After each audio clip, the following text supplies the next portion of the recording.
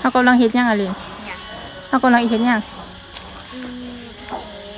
เฮ็ดท่านสระเลยเนาะไงอยู่วันนี้ สระน้ โอเคมาไปเกี่ยมอุปกรณ์เนาะ สบายดีทุกคนช่วงนี้คืออยู่บ้านเรื่องระบาดโควิดนี่เราก็ต้องได้อยู่บ้านกักตัวเองอยู่บ้านรับผิดชอบต่อสังคมฉะนั้นเฮ็ดกิจกรรมเกี่ยวกับคลายความร้อนช่วงนี้คืออากาศร้อนหลาย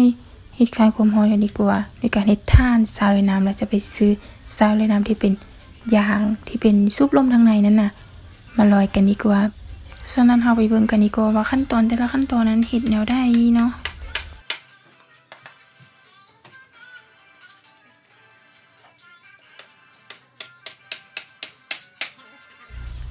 ขั้นตอนทำอิฐเลยก็คือตีขอบท่านของสระเลยน้ำอยากได้ขนาดเท่าใดคือตีตามใจไปเลย แล้วก็หลังจากนั้นก็คือปรับดินให้เพียง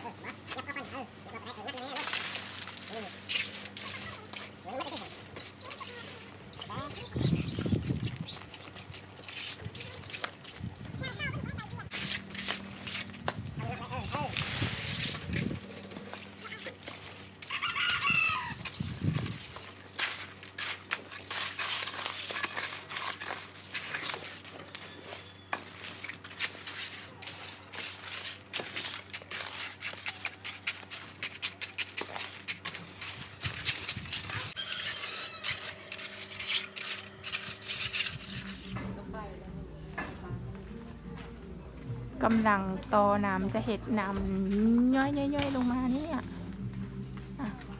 แล้วก็จะซื้ออ่างมาใส่นี่เนาะ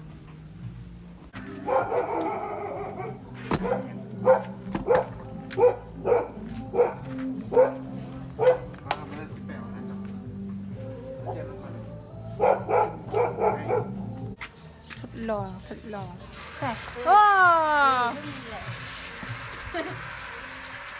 เยอะเลยเป็นมัดถึงไม่เป็นไงนะ ปิดแม่อุ้ย แต่ก็ได้อยู่ ว้า แต่ว่าใส่ตึมตัวหนึงคนละมือ บ่ใส่ส่งอันนี้แหละพอดีแล้วเนาะ ถ้มัน เอาไว้ ติดด้ มืออื่นแดดออก ก็เอาเอายับลงจะไม่ลง หยับมือทำไมยังอะลิน มาอาบน้ำ อย่ายังบ่สุดเขี้ยวแท้ สุด สุดหนังเงือกยังเป็นอันนี้อ่ะ สุดอาบน้ บุญหนึ่งเอาไปเอาสระอาบน้ำเนาะ ำ ไป ไป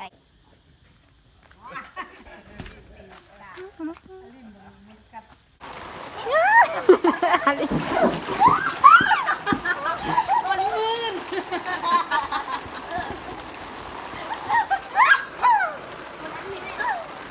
อันนี้เวลาทีมมึงถึงโทรบอกอันแคบมาแล้วนี่